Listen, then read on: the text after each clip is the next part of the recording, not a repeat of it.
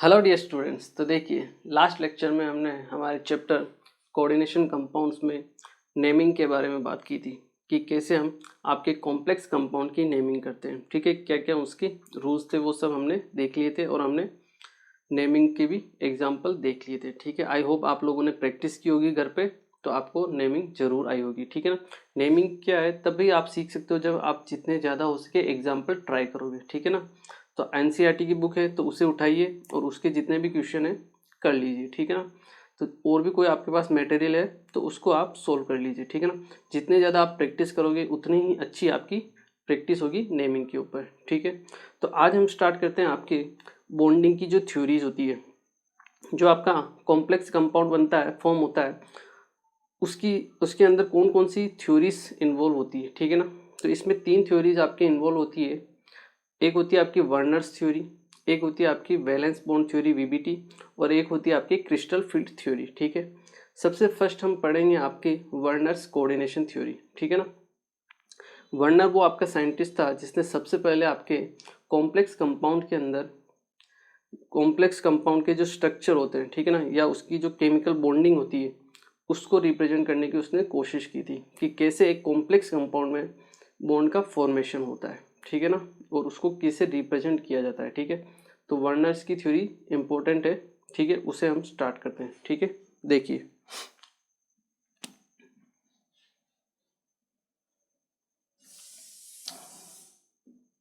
First आप लिखिए bonding in metal complex और मेटल कॉम्प्लेक्सेस, या हम लिख सकते हैं बॉन्डिंग इन कॉम्प्लेक्स कंपाउंड। ठीक है ना। Bonding in complex compound, complex compound. ठीक है।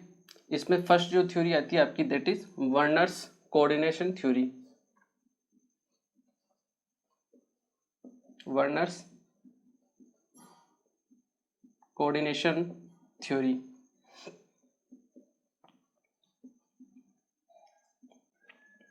ठीक है। तो वर्नर्स की अकॉर्डिंग क्या होता है, कोऑर्डिनेशन थ्योरी में आपके 2 टाइप की वैलेंसीज होती है। जो आपका कॉम्प्लेक्स कंपाउंड फॉर्म होता है वो आपके 2 टाइप की वैलेंसीज को सेटिस्फाई करता है। ठीक है। एक होता है प्राइमरी और एक होता है सेकेंडरी। तो हम एक बार प्राइमरी और सेकेंडरी दोनों को एक एक करके देखते हैं कि उनके क्या क्या पॉइंट्स हैं। ठीक है ना। देखिए, वर्नर्स के अकॉर्डिंग आपके कॉम्प्लेक्स कंपाउंड में 2 टाइप की वैलेंसीज होती है। फर्स्ट होती है आपकी प्राइमरी वैलेंसी। क्या होती है आपकी प्राइमरी वैलेंसी। सेकेंड वन होती है आपके secondary valency. Secondary valency.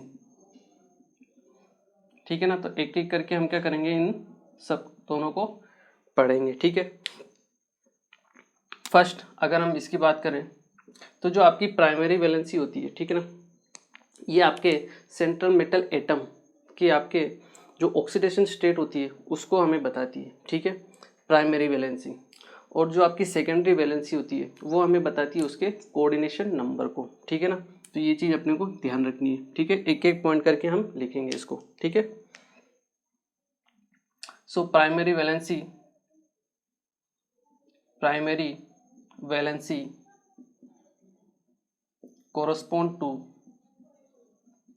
correspond to oxidation state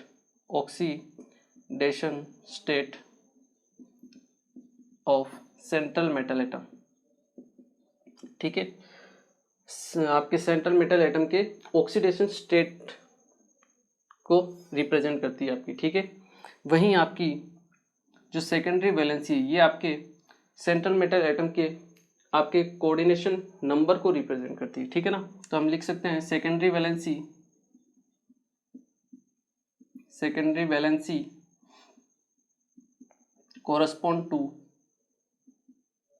corresponds to, ठीक है, आपकी coordination number of central metal atom. ठीक है, ये चीज़ें जो आपको ध्यान रखनी है। पहली चीज़ जो पहला पॉइंट ऑफ डिफरेंस है। ठीक है।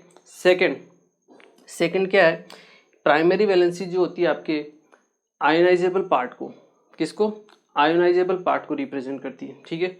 जबकि जो सेकेंडरी वैलेंसी होती है, ठीक है, वो आपके नॉन आयोनाइजेबल पार्ट को रिप्रेजेंट करती है, ठीक है। पहले हम पॉइंट लिखेंगे, उसके बाद एग्जाम्पल के थ्रू इसको समझेंगे भी सही, ठीक है ना। तो सेकेंड पॉइंट क्या है, it is ionisable part, it is ionisable part. जबकि सेकेंडरी वैलेंसी क्या होती है आपकी, it is non ionisable, it is non ionisable.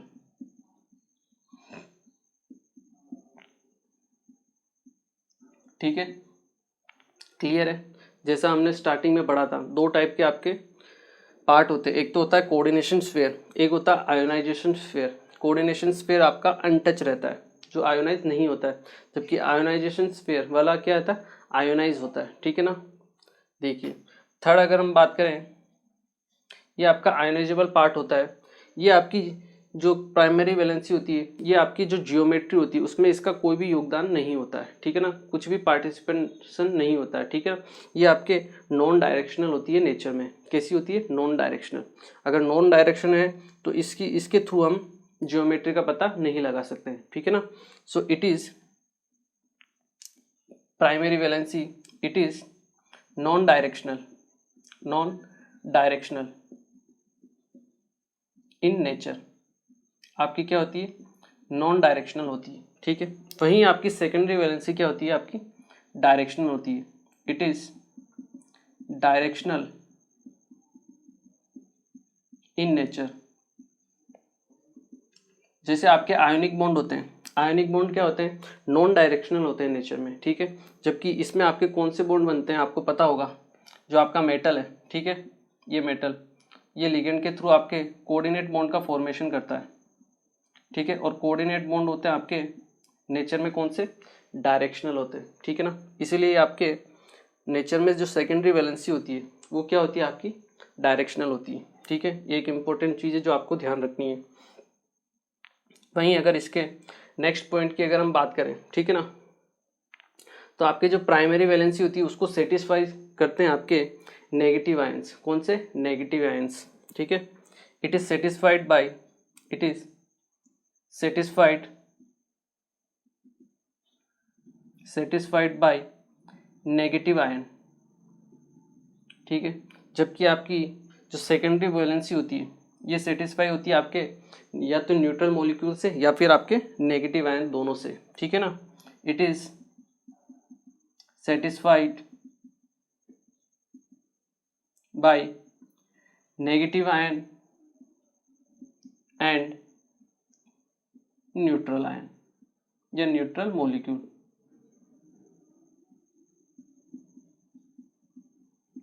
ठीक है, क्लियर है। ये चीज़ आपको ध्यान रखनी है। इसके बाद अगर हम फिफ्थ देखें, रिप्रेजेंटेशन, वो भी एक इम्पोर्टेंट चीज़ है जो हम ध्यान रखते हैं, ठीक है। प्राइमरी वैलेंसी को हम रिप्रेजेंट करते हैं, रिप्रेजेंटेशन, इसको हम रिप्रेजेंट करते हैं डैश लाइन के थ्रू, ठीक है ना, डैश लाइन के थ्रू हम इसको रिप्रेजेंट करते हैं। जबकि आपके जो सेकेंडरी वैलेंसी होती है उसको हम रिप्रेजेंट कैसे करते हैं,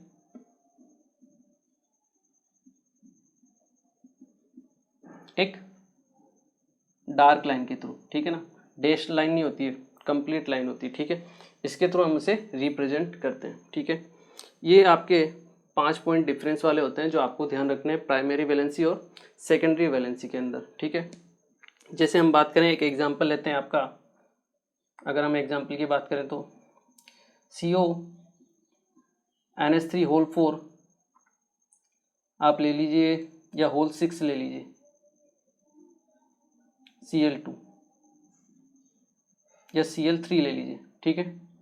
देखिए ये आपका कॉम्प्लेक्स केटायन, ठीक है, और आपका नॉर्मल सिंपल एनायन, ठीक है। अब हम देखते हैं primary valency correspond to the oxidation state of central metal atom.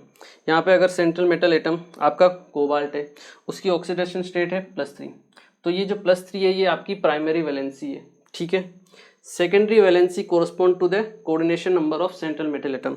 यहाँ पे कोबाल्ट का कोऑर्डिनेशन नंबर कितना है, 6, वो आपके सेकेंडरी वैलेंसी है, ठीक है। It is ionisable part, ionisable part कौन सा अपना पास, ये वाला, ये आपका नॉन आयोनाइजेबल पार्ट है, इसे हम क्या बोलते हैं, कोऑर्डिनेशन स्फीयर। क्या बोलते हैं हम, कोऑर्डिनेशन स्फीयर, कोऑर्डिनेशन स्फीयर, और ये होता है आपका आयोनाइजेशन स्फीयर।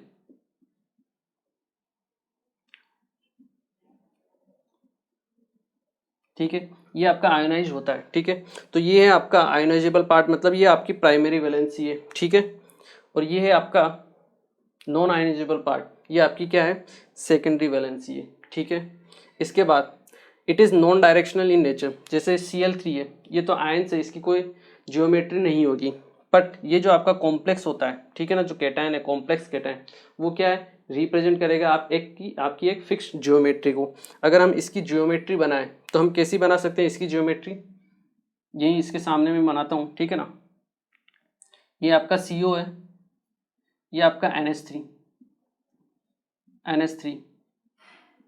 ठीक है, ये आपका NH3, यहाँ पे आपका NH3, ठीक है, ऊपर से भी आपका NH3, ठीक है, and one more NH3। Clear है, ये हो गया आपके 6 NH3, कोऑर्डिनेशन नंबर 6। ठीक है, ये आपका कॉम्प्लेक्स है। ठीक है, लास्ट में आपका Cl3। ठीक है, तो it is non directional in nature, ये तो आपका नॉन डायरेक्शनल है। लेकिन अगर आप देखोगे ये पार्ट, अगर हम देखें ये पार्ट, या एक फिक्स्ड ज्योमेट्री को रिप्रेजेंट कर रहा है। आपने केमिकल बॉन्डिंग में भी पढ़ा होगा। ठीक है ना, इस टाइप की ज्योमेट्री अगर हम देखें तो ये कि ऑक्टाहेड्रल ज्योमेट्री को शो कर रहा है। कौन सी ज्योमेट्री को, ऑक्टाहेड्रल ज्योमेट्री को। ठीक है, इसे हम कोऑर्डिनेशन पॉलीहेड्रा भी बोलते हैं। ये जो आपकी ज्योमेट्री होती है इसे हम क्या बोलते हैं, कोऑर्डिनेशन पॉलीहेड्रा, जो आपकी ज्योमेट्री होती है। ठीक है ना, इसको हम रिप्रेजेंट करते हैं कोऑर्डिनेशन पॉलीहेड्रा, कोऑर्डिनेशन पॉलीहेड्रा। ठीक है ना, ये इसी टर्म से जो हम पहले भी यूज कर चुके हैं। ठीक है ना, जो फिक्स्ड आपकी ज्योमेट्री को रिप्रेजेंट करती है, it is directional in nature, ये डायरेक्शनल है, ये आपकी नॉन डायरेक्शनल है। ठीक है, it is satisfied by negative ions. ठीक है, ये जो आपकी प्राइमरी वैलेंसी है, ये आपके Cl माइनस नेगेटिव आयंस है। ठीक है, उससे रिप्रेजेंट हो रही है, सेटिस्फाई हो रही है। वो भी हम देखते हैं, इसका एक बार एक और एग्जांपल देखते हैं, उसके बाद हम इन दोनों पॉइंट को कवर करेंगे। ठीक है ना, it is satisfied by negative and neutral ion, जबकि ये जो आपकी वैलेंसी है, ठीक है, ये क्या है, आपकी सेकेंडरी वैलेंसी है, जो आपके कोऑर्डिनेट बॉन्ड बन रहा है, ये आपको सेटिस्फाई होती है या तो आपके न्यूट्रल आयन से या फिर आपके नेगेटिव आयन से। ठीक है, कभी कभी पॉजिटिव से भी होती है, कैटायन से भी होती है। ठीक है ना, ये चीज़ आपको ध्यान रखनी है। क्लियर है, एक बार आप इसको नोट कर लीजिए, फिर इसके ऊपर मैं आपको एक एग्जांपल और देता हूँ। ठीक है ना, एक बार आप इसे नोट कीजिए। देखिए, एक एग्जांपल मैं आपको और देता हूँ, ठीक है, कि क्या आपकी प्राइमरी और सेकेंडरी वैलेंसीज है। ठीक है,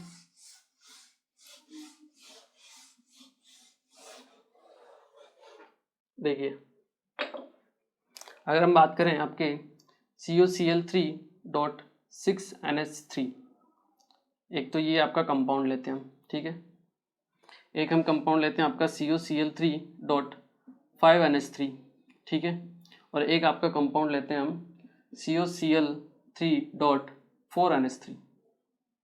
ठीक है, अब इस कोबाल्ट का कोऑर्डिनेशन नंबर होता है 6, हमें पता है। ठीक है, तो ये जो 6 न्यूट्रल आयन है, जो तीनों 6 आपके न्यूट्रल आयन है, ये इसकी कौन सी वैलेंसी को सेटिस्फाई करेंगे, इसकी सेकेंडरी वैलेंसी को। तो इसका अगर हम स्ट्रक्चर देखें तो कैसा होगा, CO NH3 NH3, ये आपका NH3 and then it is NH3। ठीक है,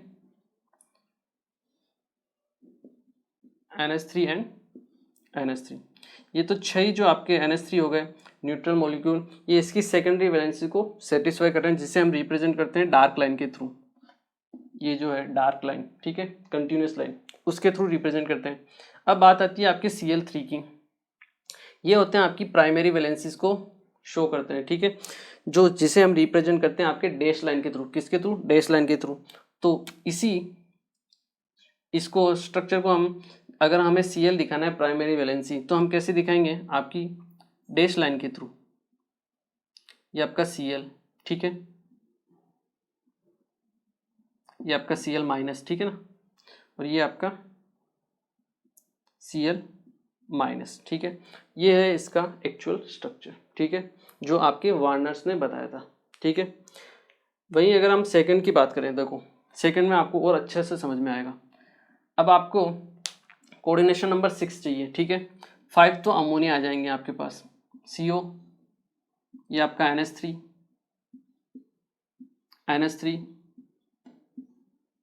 ये आपका NH3, ठीक है। वन मोर आपका NH3, क्लियर है।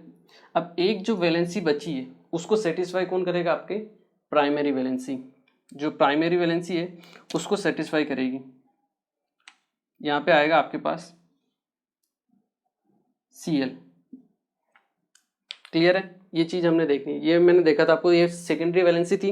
It is satisfied by negative ion and neutral molecule.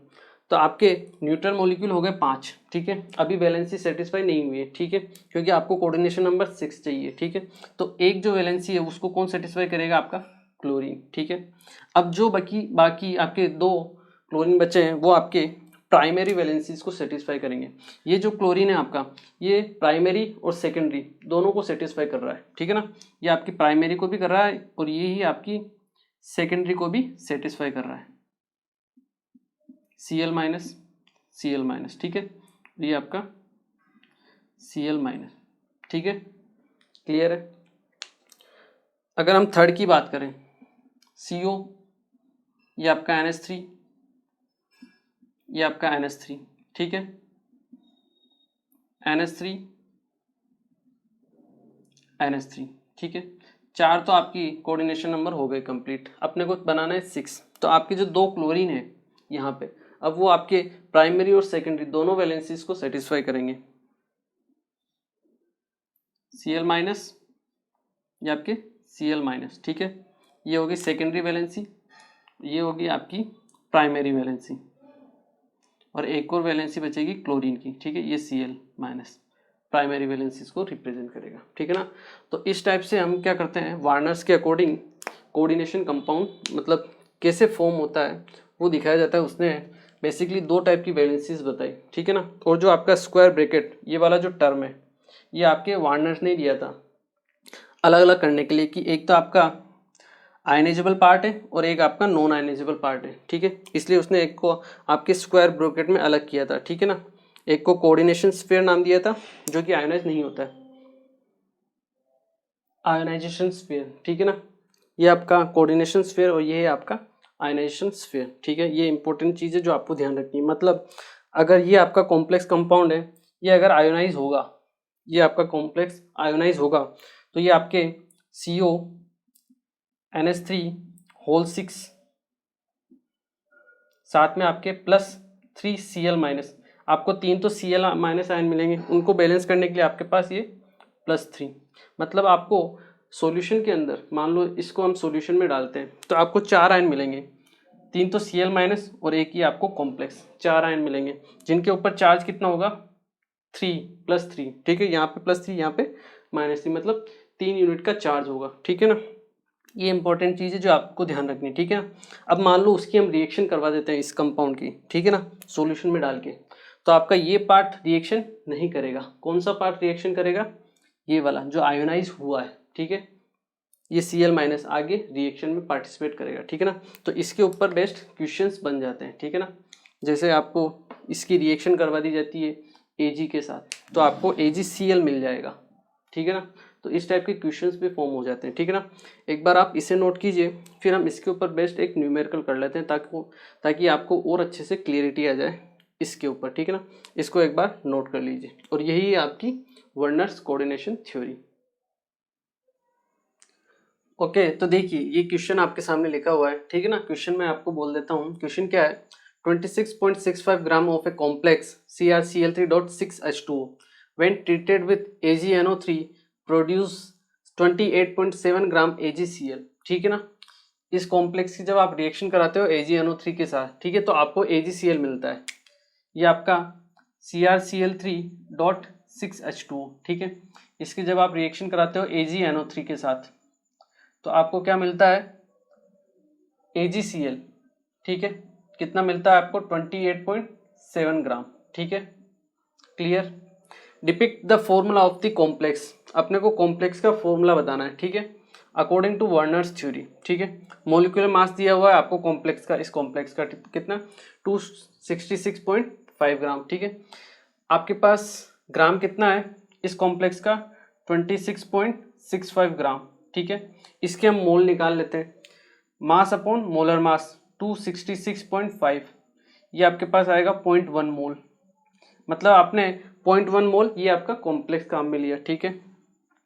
AgCl के 28.7 ग्राम बनते हैं। अगर यहाँ इसके मोल निकालें तो मास अपॉन मोलर मास निकालिए आप AgCl का, ये आएगा आपके पास 143.5, ठीक है। Ag का 108 और Cl का आपका 35.5, ठीक है। 143.5 ये हुआ आपके पास 0.2 मोल, ठीक है। अब देखिए, अब अगर मान लो इस यहाँ से एक Cl माइनस बाहर निकलता, ठीक है, तो अपने को यहाँ पे 0.1 से 0.1 मिलता, लेकिन अपने को 0.1 से कितना मिल रहा है 0.2 मोल मिल रहा है AgCl। इसका मतलब यहाँ से 2 Cl माइनस आयन निकले हैं, ठीक है। मतलब जो आपका कॉम्प्लेक्स होगा वो इस टाइप से होगा कि आपके कॉम्प्लेक्स के बाहर कितने क्लोरीन होंगे 2 क्लोरीन, ठीक है, क्योंकि जब ये आयोनाइज होंगे तो 2 Cl माइनस बनेगा, और 2 Cl माइनस बनेगा तब आपके पास AgCl डबल मिल रहा है, 0.1 की जगह आपको 0.2 मिल रहा है। अगर यहाँ 0.3 होता तो क्लोरीन कितने बाहर होते 3, ठीक है, क्योंकि तब 0.3 मोल मिलता। अगर 0.1 मोल यहाँ पे और यहाँ पे भी 0.1 मोल ही मिलता अपने को, तो क्लोरीन बाहर कितने होते केवल 1, ठीक है। आई होप आप लोगों को समझ में आया होगा। तो आपको बाहर कितना मिल रहा है Cl2, ठीक है। कॉम्प्लेक्स क्या है आपका क्रोमियम का कॉम्प्लेक्स है, ठीक है, Cr, ठीक है, क्रोमियम +3 ऑक्सीडेशन स्टेट में है यहाँ पे, ठीक है। मतलब उसका जो आप कोऑर्डिनेशन नंबर लोगे वो कितना लोगे 6, तो आपके पास Cr H2O होल 5 और एक Cl अंदर रहेगा, ठीक है, और 5 ही H2O रहेंगे। टोटल कोऑर्डिनेशन नंबर अपने को 6 चाहिए, तो 5 H2O और एक H2O आपका हाइड्रेटेड फॉर्म में बाहर की तरफ रहेगा। तो आपका ये हुआ कॉम्प्लेक्स का फॉर्मूला, ठीक है ना। तो इस टाइप से कभी कभी क्वेश्चंस आ जाते हैं। मोल के कॉन्सेप्ट को इन्होंने क्या किया आपके कोऑर्डिनेशन कंपाउंड में यूज कर लिया, ठीक है ना। तो मिक्स टाइप के क्वेश्चंस बन जाते हैं, ठीक है ना। इजी क्वेश्चन रहते हैं, थोड़े से दिमाग लगाने वाले रहते हैं, ठीक है ना। तो आई होप आप लोगों को समझ में आया होगा, ठीक है, इसे आप नोट कीजिए। फिर इसके अलावा हम आपकी वर्नर्स की थ्योरी से ही और भी चीज़ें हम पता कर सकते हैं, जैसे जो आपके आयंस बनते हैं, ठीक है ना। तो आयंस जब सॉल्यूशन में होंगे तो उनकी इलेक्ट्रिकल कंडक्टिविटी का भी हम कंपैरिजन कर सकते हैं, ठीक है ना।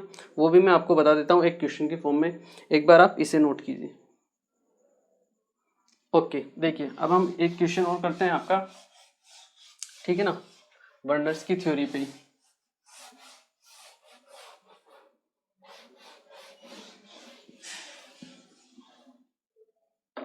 क्वेश्चन क्या है,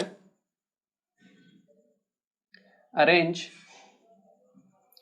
द फॉलोइंग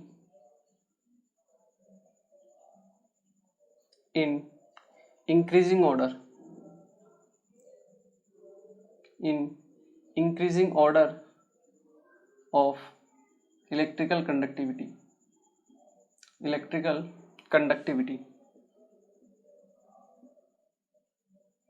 ठीक है। इलेक्ट्रिकल कंडक्टिविटी में आपको अरेंज करना है, ठीक है। आपके पास कंपाउंड है COCl3.6H2O, ठीक है, और सेकंड कंपाउंड है आपके पास, ये आपका फर्स्ट, ठीक है। सेकंड है आपके पास COCl3.5H2O, ठीक है, ये आपका सेकंड कंपाउंड। थर्ड है आपका COCl3.4H2O, ठीक है, ये आपका थर्ड कंपाउंड। और फोर्थ है आपका COCl3.3H2, ठीक है ना। आप चाहो तो वीडियो को पॉज करके ट्राई भी कर सकते हो, ठीक है। देखिए आपको क्या करना है, इलेक्ट्रिकल कंडक्टिविटी के ऑर्डर में आपको अरेंज करना है, ठीक है ना। तो देखिए हम देखते हैं सबसे पहले कि ये आपका फर्स्ट कंपाउंड जो है COCl3.6H2 जब वाटर के अंदर जाएगा तो कैसे आपका ये आयोनाइज होगा, ठीक है। देखिए कोबाल्ट +3 ऑक्सीडेशन स्टेट में 6 का कोऑर्डिनेशन नंबर रहेगा, तो ये आपका जो कोबाल्ट है वो COH2O होल 6 की फॉर्म में रहेगा, और साथ में रहेगा आपके पास Cl3, ठीक है। अब देखिए ये जब आयोनाइज होगा तो आपके COH2O whole 6 plus 3Cl minus, और इसको 3Cl को बैलेंस करने के लिए यहाँ पे +3 आएगा, ठीक है ना। कोई ये पूछेगा कि इस H2O को अंदर क्यों लिया, क्लोरीन को क्यों नहीं लिया, तो मैंने आपको बताया था कि ये आपका कोऑर्डिनेशन स्फीयर है, ठीक है ना, आपकी सेकेंडरी वैलेंसी, ठीक है। ये आपके न्यूट्रल बैलेंस, न्यूट्रल से क्या होगी, पहले न्यूट्रल जो आपके कंपाउंड होंगे उससे आपको सेटिस्फाई करवानी है, ठीक है ना। उसके बाद जरूरत पड़ी तो फिर आपकी एनाइन से हम सेटिस्फाई करवाते हैं, ठीक है ना। तो पहले हम न्यूट्रल से इसको सेटिस्फाई करवाएंगे, ठीक है। आपके पास आयन टोटल कितने बनेंगे, 1 और ये 3Cl, टोटल 4 आयन। आयन्स कितने हैं आपके पास, 4, ठीक है। और उनके ऊपर चार्ज कितना है आपका, 3 यूनिट का, ठीक है। +3 या -3 कोई दिक्कत नहीं, चार्ज आपका 3 यूनिट का है, ठीक है। सेकंड हम देखते हैं कंपाउंड, दैट इज COCl3.5H2, ठीक है। इसका कॉम्प्लेक्स कैसे बनेगा, COH2O होल 5 तो आ गए, ठीक है। अब बचेगा आपके पास एक Cl अंदर, ठीक है। कोऑर्डिनेशन नंबर आपको 6 करना है, साथ में Cl2, ठीक है। अब हम क्या करेंगे, इसको जब आयोनाइज होगा तब देखते हैं क्या होता है। जब इसको आयोनाइज करेंगे हम तो COH2O होल 5 Cl और साथ में आपके बनेगा 2 Cl माइनस, उसको बैलेंस करने के लिए यहाँ पे +2 चार्ज, ठीक है। आयंस कितने हैं, एक तो ये आयन है और 2 Cl माइनस, टोटल 3 आयंस। तो आपके पास टोटल कितने आयंस है, 3, और चार्ज कितना है आपका, 2 यूनिट का, ठीक है। थर्ड वन देखिए, COCl3.4H2O, ठीक है। इसमें आपका कॉम्प्लेक्स क्या बनेगा, COH2O होल 4.Cl2 और बाहर आपका एक Cl, ठीक है। ये जब आपका ब्रेक होगा तो ये ब्रेक होगा COH2O होल 4Cl2, ठीक है, और साथ में Cl माइनस, ठीक है। ये आपका Cl माइनस, इसको बैलेंस करने के लिए प्लस। आयंस कितने हैं, एक तो Cl माइनस और एक ही आपका कॉम्प्लेक्स, मतलब टोटल आयंस कितने हैं आपके पास, 2, और चार्ज कितना है आपके पास, 1 यूनिट का, ठीक है। तो अगर चार्ज भी बढ़ता है ना तो भी इलेक्ट्रिकल कंडक्टिविटी बढ़ती है, ठीक है ना। और आयंस बढ़ेंगे तो आपकी इलेक्ट्रिकल कंडक्टिविटी वैसे बढ़ेगी।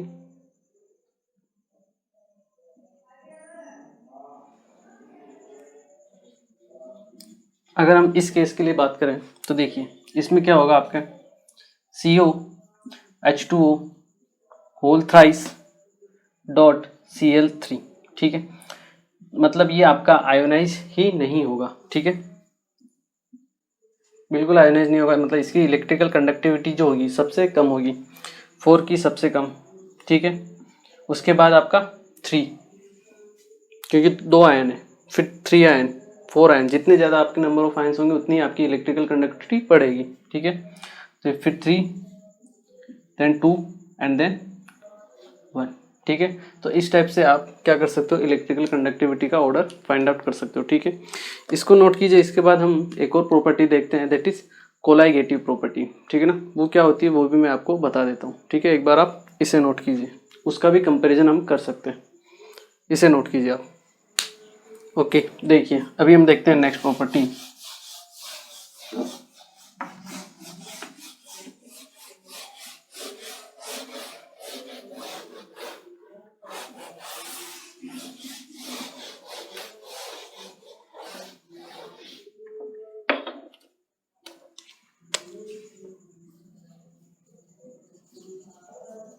कोलिगेटिव प्रॉपर्टी, ठीक है।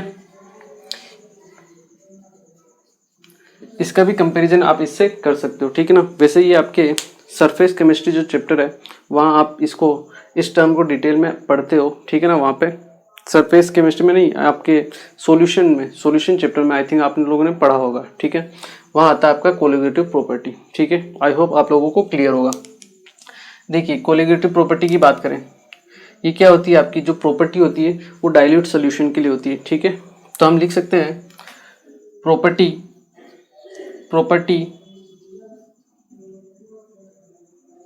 properties for dilute solution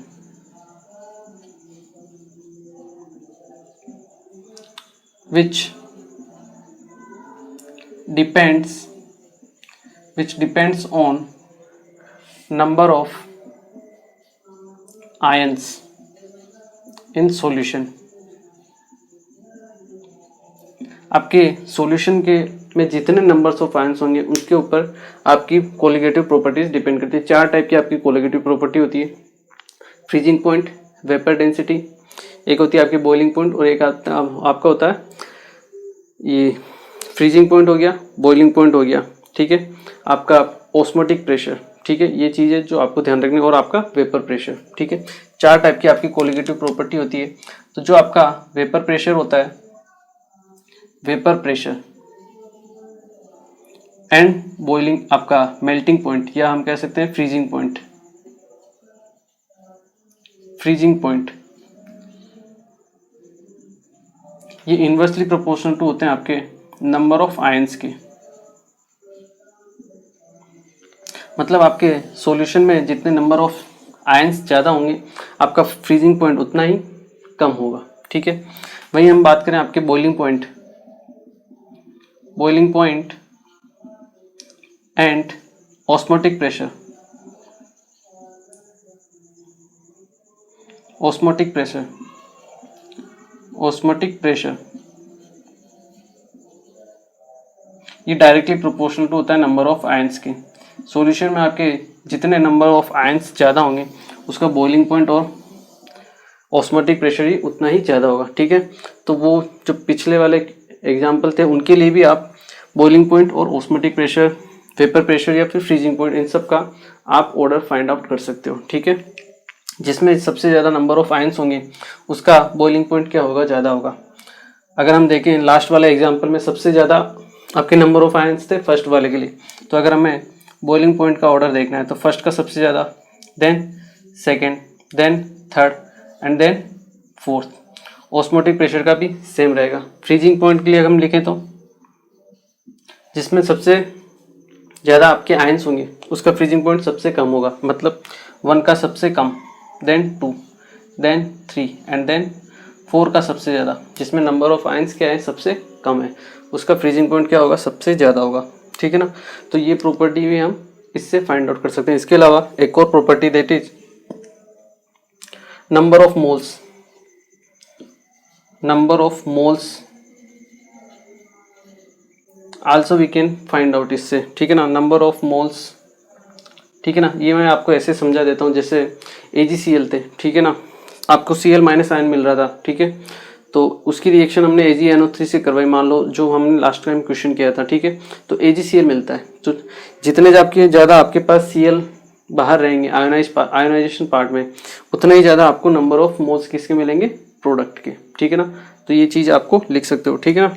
we can calculate number of moles also, ठीक है ना, इससे ये भी हम फाइंड आउट कर सकते हैं, ठीक है। इसको आप नोट कीजिए, फिर मैं एक क्वेश्चन आपके लिए देता हूँ, ठीक है ना, उस क्वेश्चन को आपको नोट करना है और ट्राई करना है, ठीक है। इसे ट्राई कीजिए पहले, इसे नोट कीजिए पहले, ओके। तो देखिए इस क्वेश्चन को आपको ट्राई करना है, ठीक है। वीडियो को पॉज कीजिए और ट्राई कीजिए, ठीक है। किया ट्राई, मैं करूँ स्टार्ट। देखिए इसको जब आप आयोनाइज करोगे तो किस में आयोनाइज होगा आपका, K plus plus CO NH3 whole twice NO2 whole 4 minus, total ions कितने हैं, 1 और 1 2 आयंस है आपके पास 2, और चार्ज कितना है 1 यूनिट का, ठीक है। नेक्स्ट ये आपका आयोनाइज ही नहीं होगा, ठीक है, तो सबसे कम इसकी इलेक्ट्रिकल कंडक्टिविटी, आपकी B की इलेक्ट्रिकल कंडक्टिविटी सबसे कम, ठीक है। यहाँ पे हम देखिए, ठीक है, पहले लिखा है केटायन, बाद में लिखा है एनायन, ठीक है। यहाँ पे आपको अप्लाई करना है क्रिस क्रॉस रूल, ठीक है, क्रिस क्रॉस रूल वाला, 3 यहाँ पे जाएगा और 2 यहाँ पे जाएगा, तो आपके पास ये कंपाउंड बनेगा Cr NH3 होल 5 NO, ये बनेंगे 3 2 प्लस N, और साथ में बनेगा आपके पास CO NO2 होल 6, ये आपके पास 2 3 प्लस, ठीक है। टोटल आयंस कितने होंगे, 3 तो ये आयंस और 2 ही आयंस, मतलब टोटल आयंस कितने हैं आपके पास 5, ठीक है। और चार्ज कितना है, एक पे है 3 और 2 इंटू 3 मतलब चार्ज कितना आपके पास 6 यूनिट का, ठीक है। चलिए थर्ड लास्ट वाला देखते हैं हम, ये किस में होगा आपके पास Mg2 plus plus CO NH3 NO2 whole 5, ये आपका 2 माइनस, ठीक है। आयंस कितने हैं 1 प्लस 1 2 आयंस, आयंस कितने हैं 2, चार्ज कितना है 2 यूनिट का। अब देखिए सबसे ज्यादा किसमें है आयंस,